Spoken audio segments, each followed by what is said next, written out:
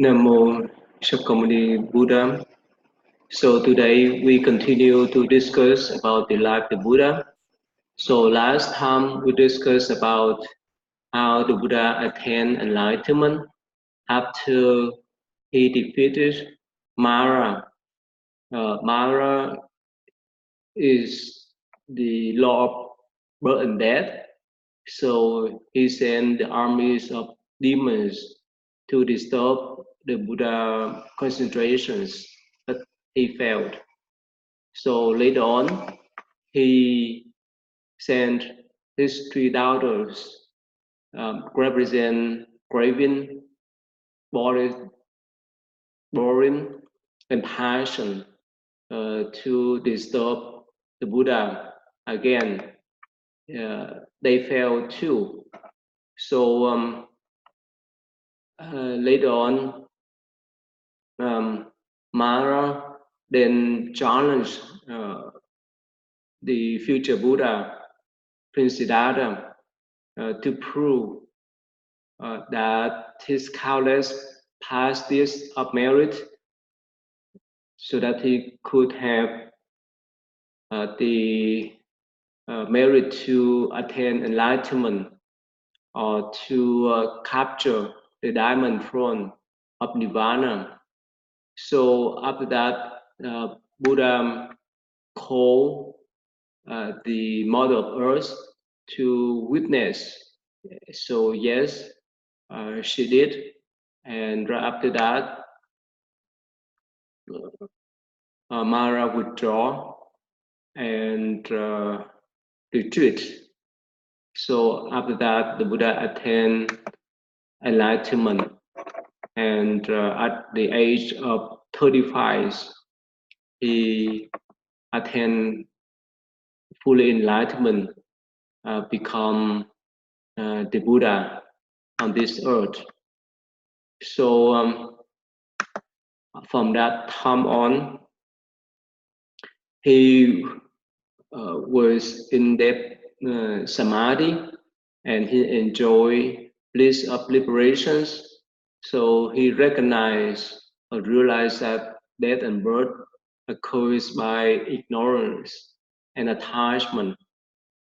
So whoever want to get out of that the birth cycle need to get it off those craving and attachment.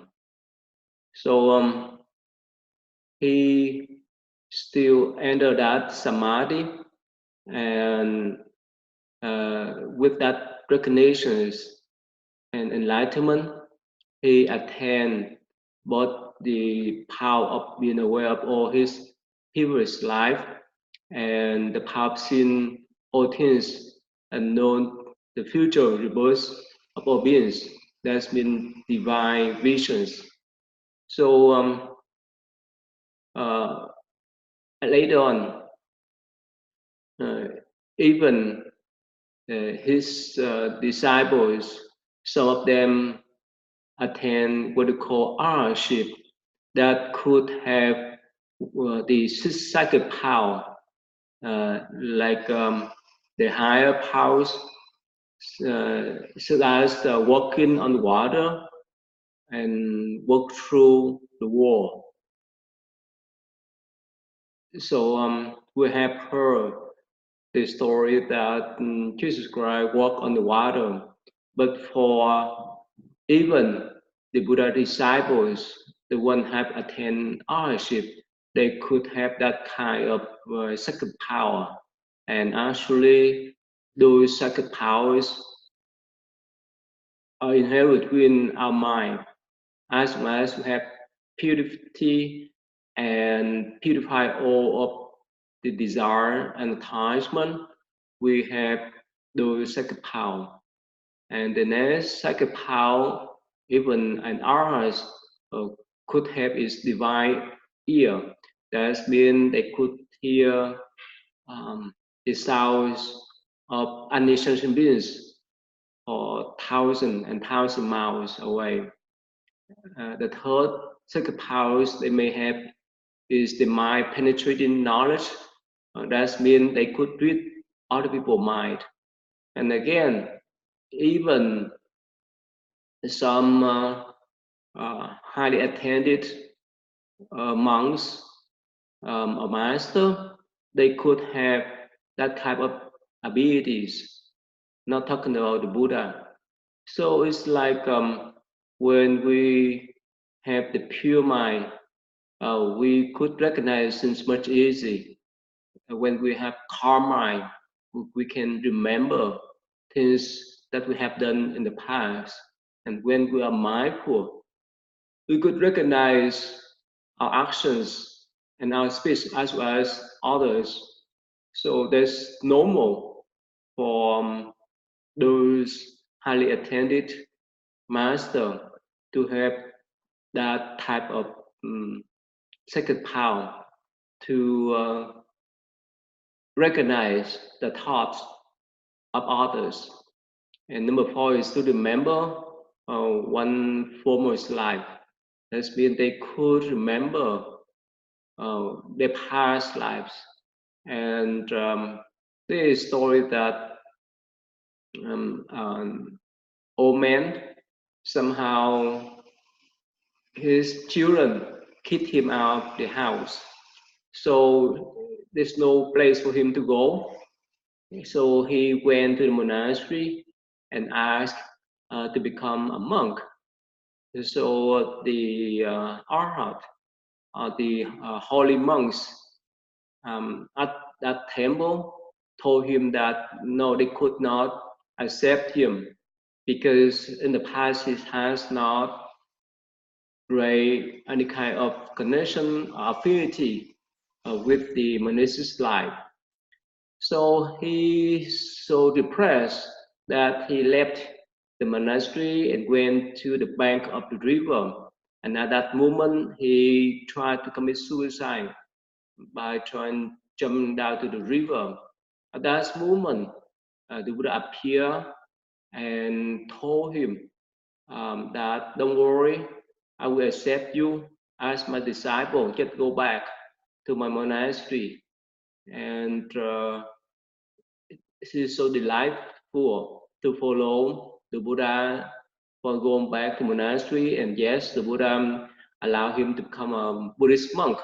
And within a week, he attained enlightenment to become arhat.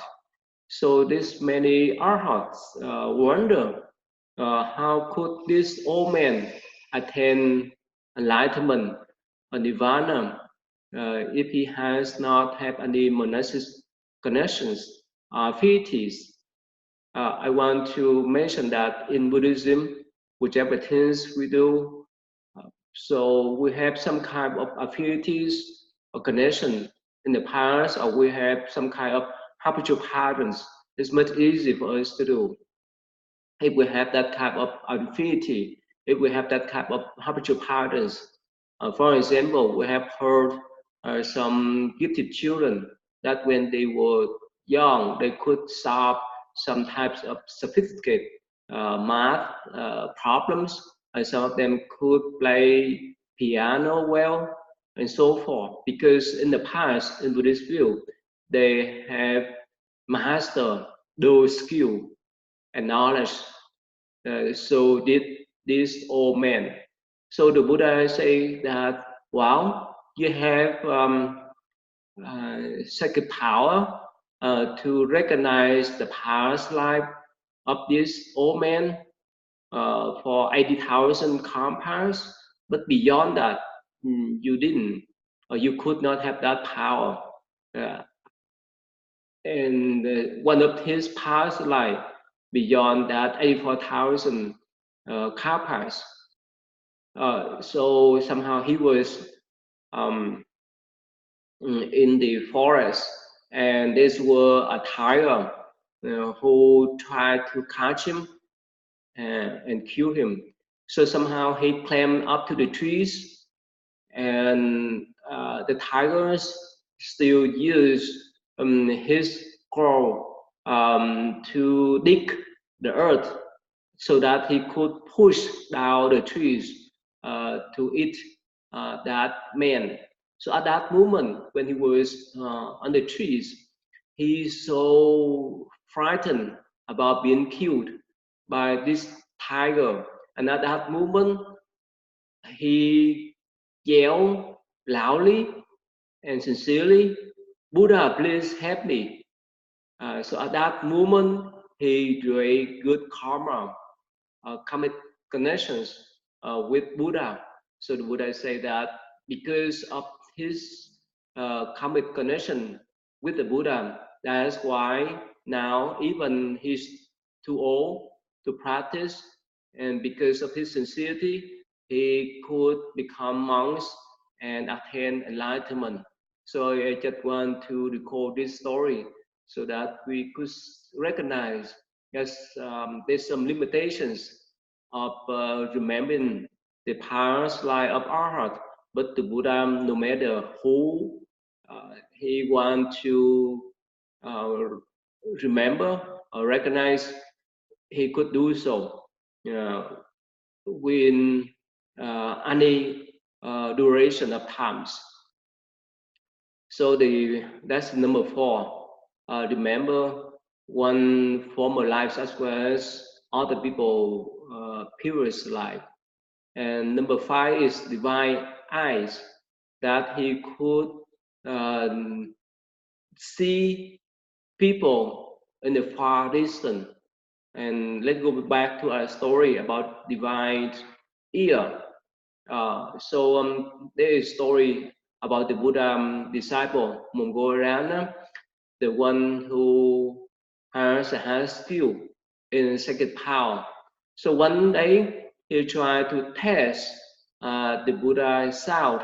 So he used his sacred power to fly far away from this earth, and somehow he still heard the sound of Shakyamuni Buddhas, and somehow he ended up at one uh, realms, one planet um, that has a Buddha who was teaching over there.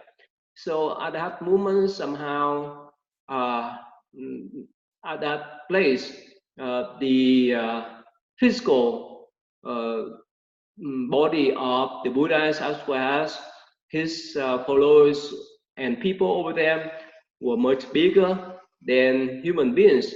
So Mongolian, when he got there, he walked around uh, um, and somehow he worked on the bowl, the monk bowl, on the edge of the bowl. Somehow some Buddhist monk over there, an enlightened monk over there, told that Buddhas is somehow some kind of strange creatures that walk around my bowl. So that Buddha smiled and said that, wow, don't despise or don't look down upon this creature. He is a foremost disciple of Shakyamuni Buddha in the Far East, and because he tried to test the Buddha's sound, that's why he flew here. So don't look down upon him. So at that time, that Buddha told Mongolian to manifest himself as large as um, the physical body of those people over there.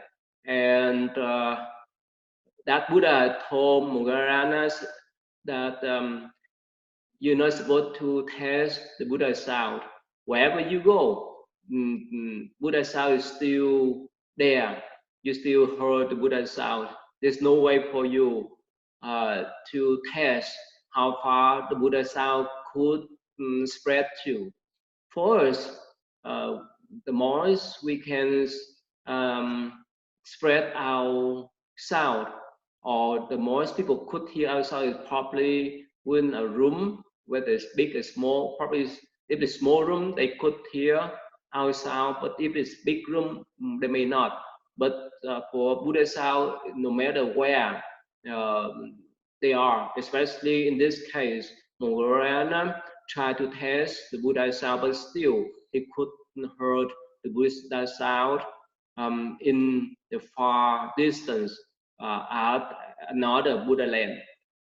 So at that moment, Mongolian bowed down to that Buddha, and that Buddha told him that you need to rely upon the power of Buddha to fly back there. Otherwise, for yourself, your second power could not handle that. You could not fly back there with your second power. You need to rely upon second power of Buddha. So at that moment, Mamurana bowed down to that Buddha as well as Shakti Buddha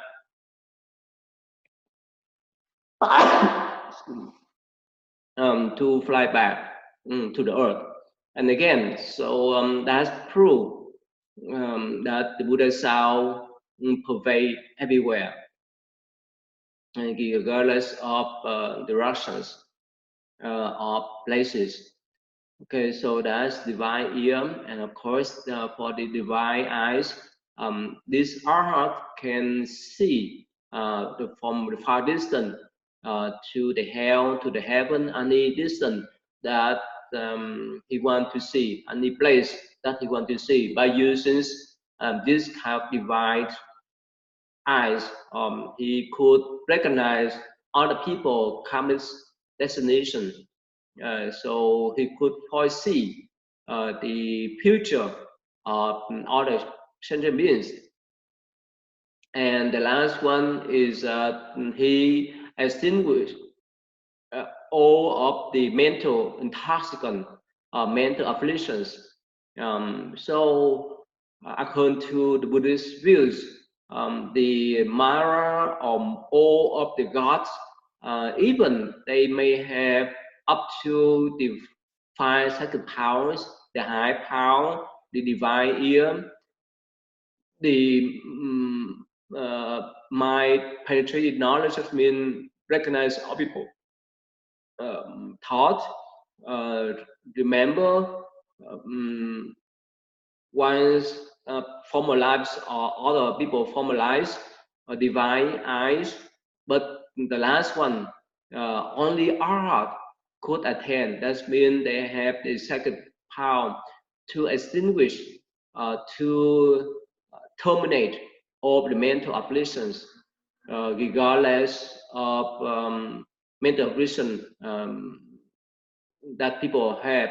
For example, for us, we have all kinds of mental affliction like stress, anxiety, depressions, and so forth. But for Arhat, they finish them, all of them. They terminate all of them.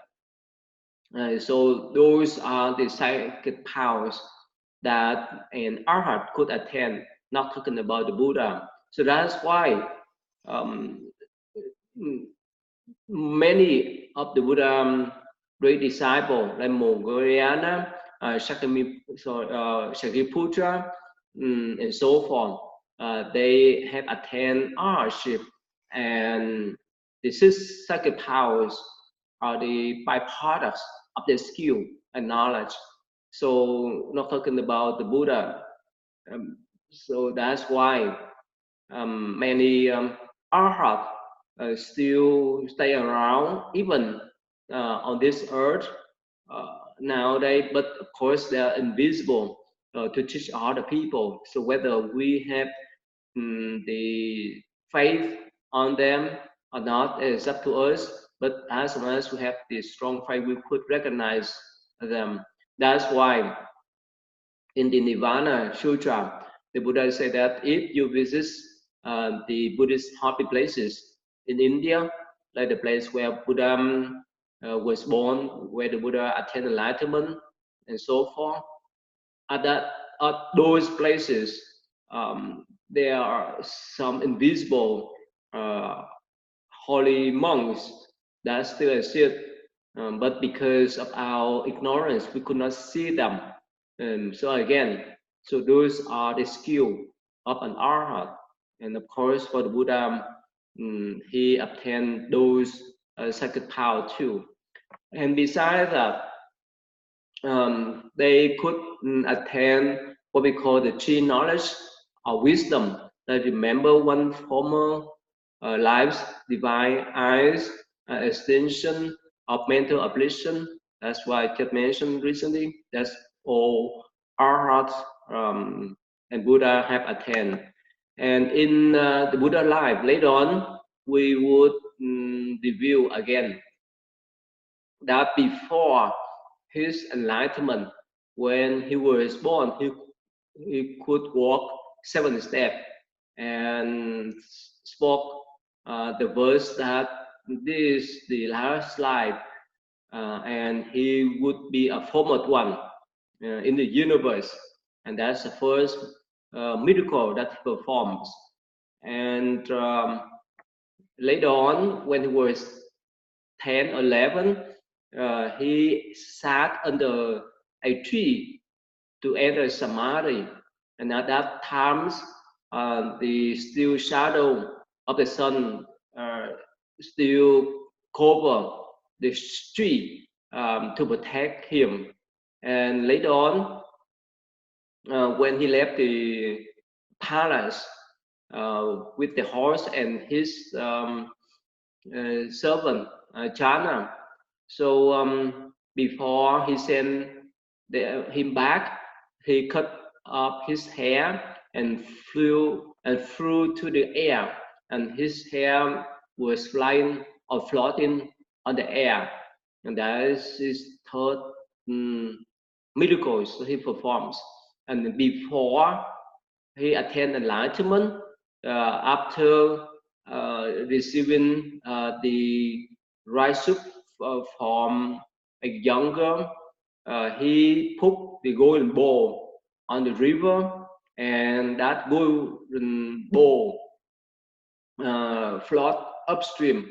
So those are the miracles that he performed right before his enlightenment. And of course, later on we have other kind of miracles too, like the twin miracles, the ascending to the heaven and so forth.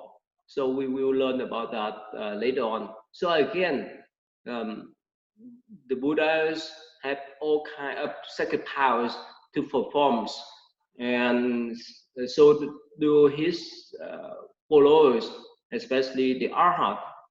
So, but the Buddha never tried to use his sacred power to convert people unless there is some special cases. And of course, he remind his followers, especially the one who attain enlightenment, to become arhat, not to use sacred power to bring people in Buddhism to convert people, because sacred power is just the product, the byproducts of enlightened mind, not the goal. Otherwise, people just focus on the sacred power of miracles, and they forget completely the Buddha teaching. So that's go against his will. So let me show you again. So here, the miracle is the first ever miracle that he performed right after he was born. He walked this 7 step, and later on, we have the story that the Buddha used his compassionate mind or sacred power to stop the wild elephants. And here he performs the twin miracles. That's been on the top, he emit the fire, in the bottom he emit the water, and vice versa. And other performance that he did in front of a group of Buddhists. We will discuss that later on. And so again, in Buddhist view, especially in the Buddha views, miracles, sacred power is not most important. The important is to transform the mental afflictions. Without transform them, there's no way for us to have the peaceful mind, a peaceful life. There's no way for us to have compassionate mind. Uh, so that's why many people in the past um, get stuck because they focus on sacred power and miracles, not much with transform their mental affliction. That's why they went astray from Buddhist path, and that's why the Buddha remind his followers, even they have the skill to convert people, uh, even they can use miracle as a power to convert people, but still the Buddha prohibit them to do so. Of course, there's some exceptional cases that they can do in the case of Mongolian and other arhat. So anyway, let's go back. So after the Buddha attained enlightenment, he attained that kind of byproducts, sacred powers that later on most of his uh, arhats disciple have that ability too. So like I mentioned recently, we in ourselves we have that kind of abilities.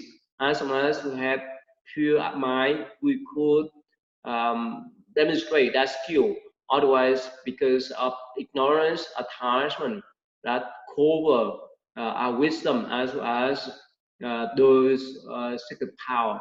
So again, the goal is to transform the mind, and the byproducts of the pure mind are the sacred powers that are within ourselves.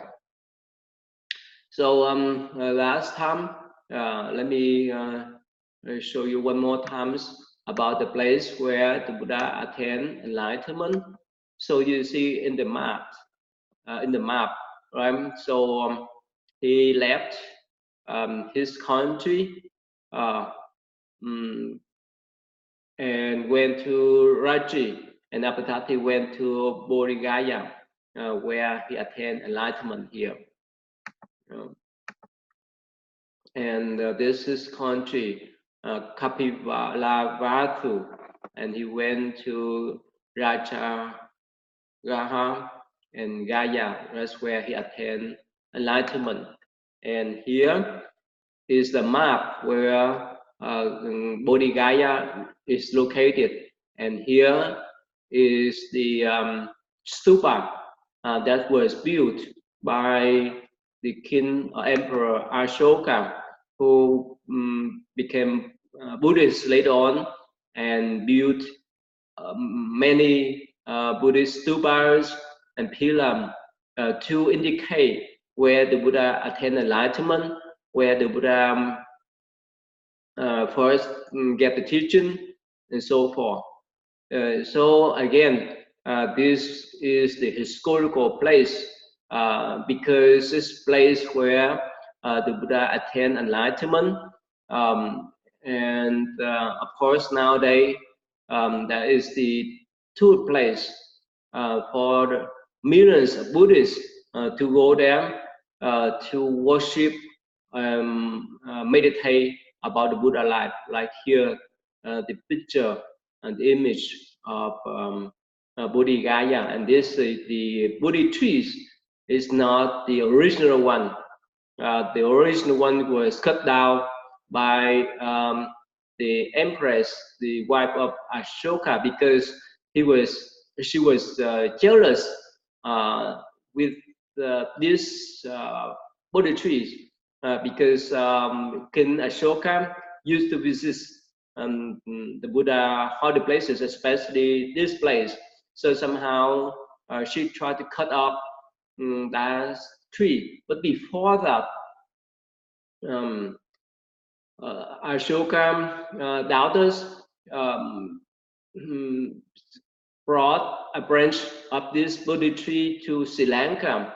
So after the first original Bodhi tree was cut down, somehow later on they brought back another branch of the Bodhi trees from Sri Lanka to India.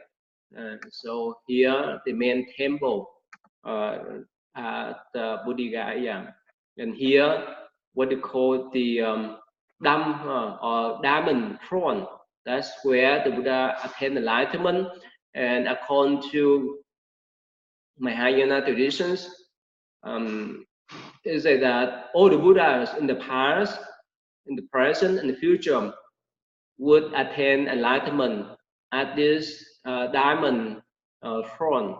That's why it's so important for the Buddhists to visit these holy places. And these are the footprints of the Buddha that go beyond the footprints of human beings.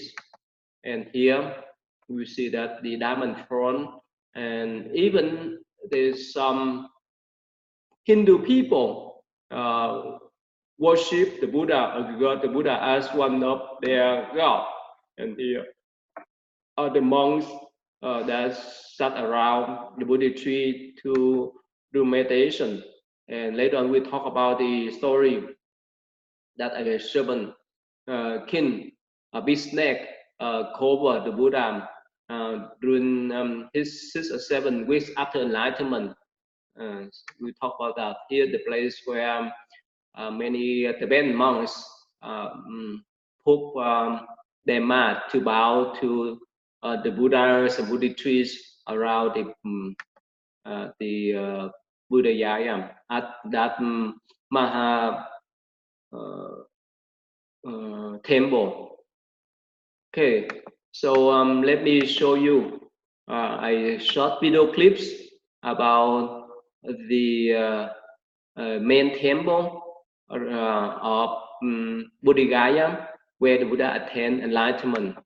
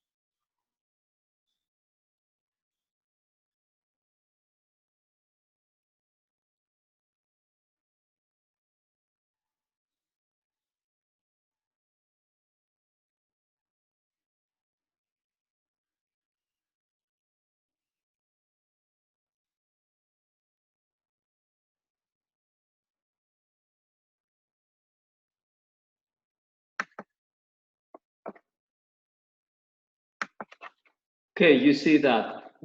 So these are the short video clips about the Buddha Gaya, where the Buddha attained enlightenment, where he sat on the diamond throne to attain enlightenment. After he claimed that diamond throne and called the witness of the mother of the earth god.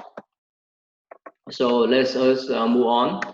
So after his enlightenment, mm, so it said that he stayed there for another 4 days. That means for another 7 weeks.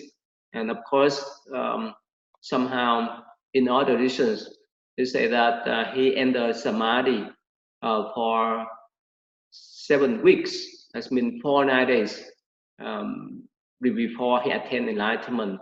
But another tradition is say that right after the Buddha enlightenment, he stayed there for 4 days.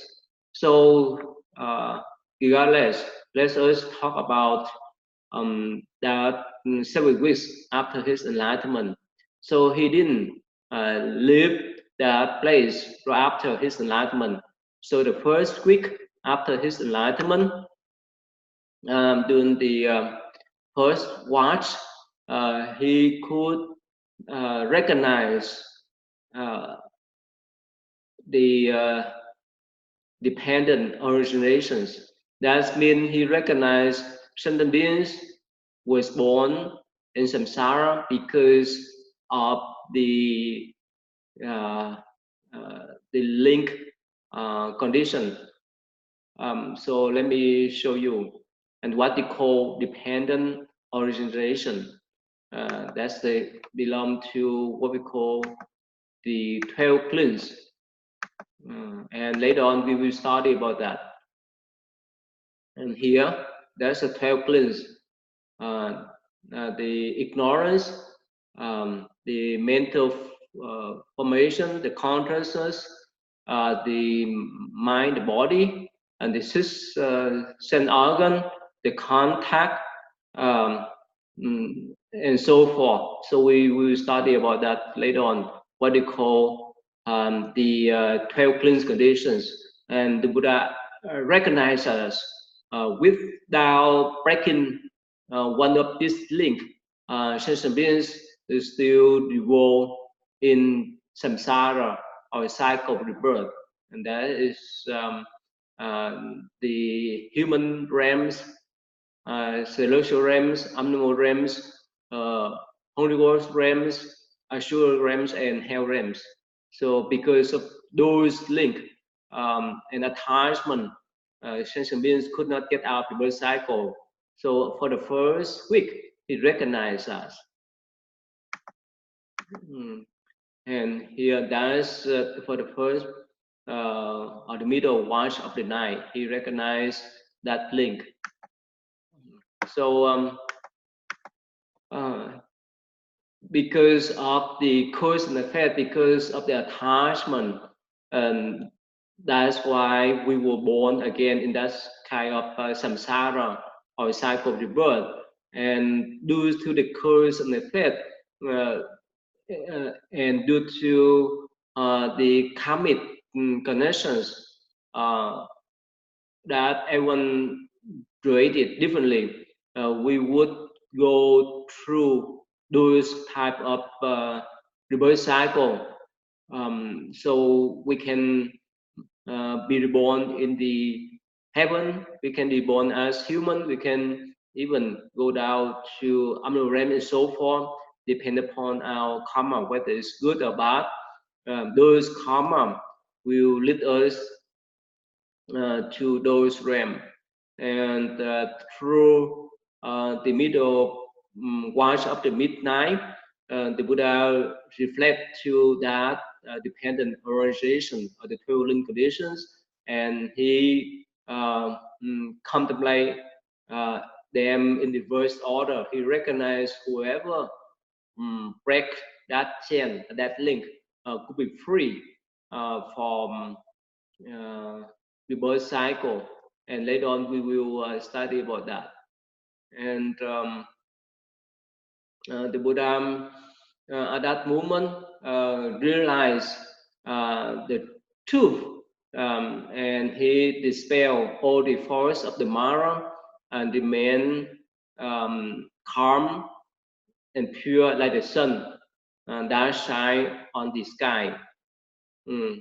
And even according to other traditions, say that Mara again sent his demonic armies to attack the Buddha, as well as his three daughters, the daughters of passion, daughters of craving, the daughter of boring, but still the Buddha could defeat them and remain calm and enlightened.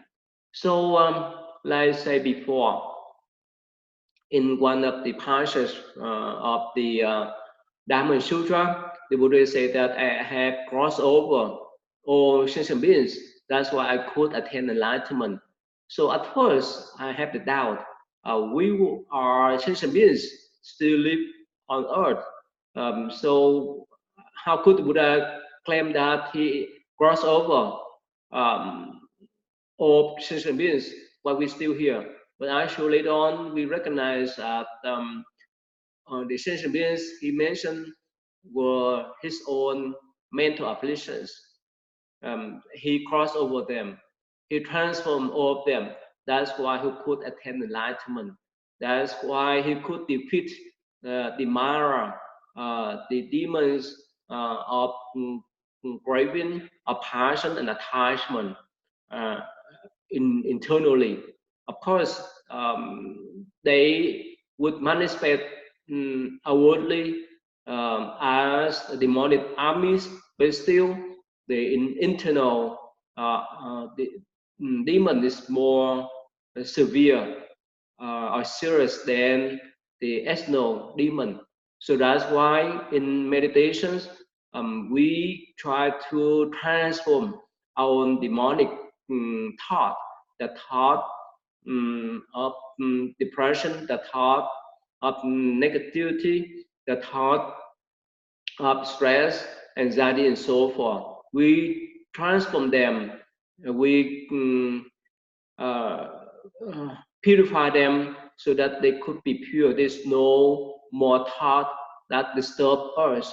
So in Buddhist view, those thoughts are considered as demons and evil, not the people and other beings in Buddhist view.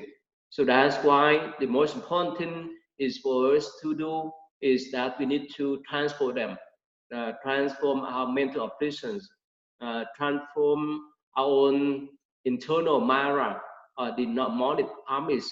So as much as we could transform them all, we could attain enlightenment. Otherwise, they still disturb us. For example, in our daily life, we know that the Buddha reminds us that we need to um, develop our compassionate mind toward other people. But somehow, when we try to help other people, they try to take advantage on us, or they may not appreciate what we help them. So, uh, as human, the way we react is that we would have given up those efforts, those compassionate approach toward them because somehow we thought that they are unfaithful or they don't appreciate what we have done for them. But somehow with that thought, we could not develop the compassionate thought in the fully way. So again, because of that types of negative thought, that's block our mind to develop that type of loving kindness. So with meditation, we could transform them, and in our daily life, we would apply them to deal with other people and to remain calm regardless of the situation. So again, uh, the Buddha still remained in the diamond throne after his enlightenment, and he defeats all his internal and external Mara or demonic armies. But somehow, like I mentioned recently, that according to the Mahayana traditions, sutra, it says that all the Buddhas in the past, present, and future would attain enlightenment at that Bodhi trees, while they sit on that diamond throne. Okay, so let me stop here today, and next time we will discuss again about his life after his enlightenment. Namo Sakyamuni Buddha.